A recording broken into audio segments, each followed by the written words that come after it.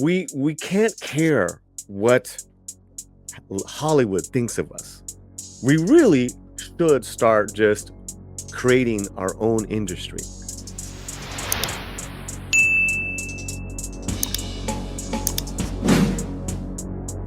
Okay, so we had put up a video yesterday on representation, Hispanics in Hollywood. And I went for the jugular.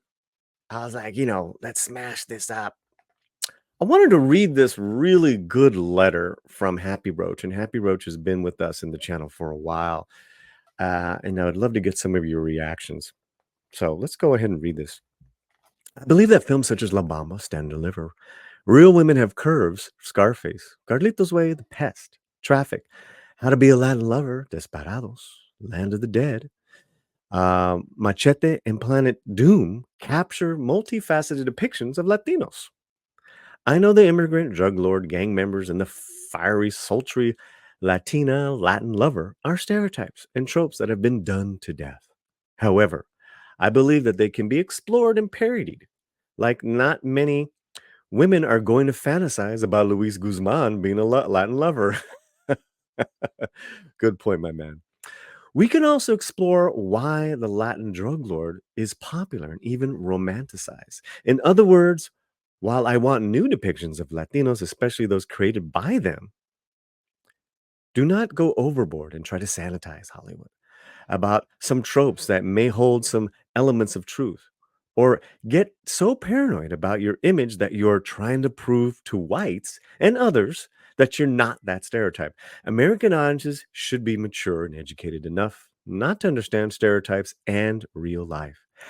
I had beautiful Latina bosses before, and I didn't expect to sleep with them. In fact, I quite a few of them became my enemies, not because they were Latino, because of the power trip.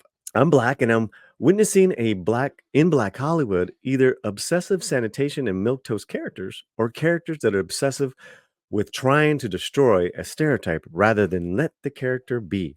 Also trying to finger wave to white America instead of confronting black America's own biases. American fiction is an example of that. From our buddy Happy Roach, I'd like to know your thoughts, guys, on the video that I did.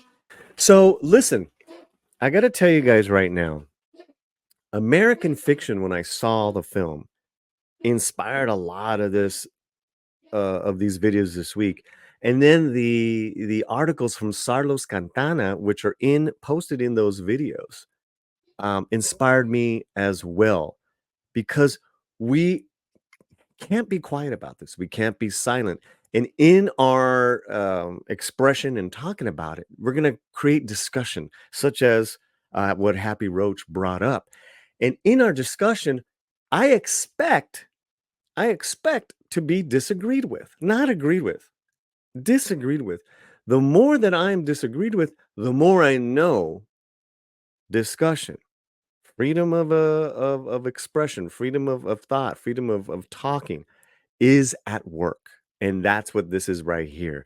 Because, you know, I've always said, um, I've always said on this channel, I love stereotypes. Stereotypes, when used for a purpose and then used with dignity, uh, work for me. Flaming Hot is a great example this year. Probably one of the best examples of that in years. And I do agree is that we can't care what Hollywood thinks of us. We really should start just creating our own industry, kind of like a Tyler Perry. Just start creating, period, on our own. And, on these panels, I got to talk about American Homeboy and Millennium Bugs.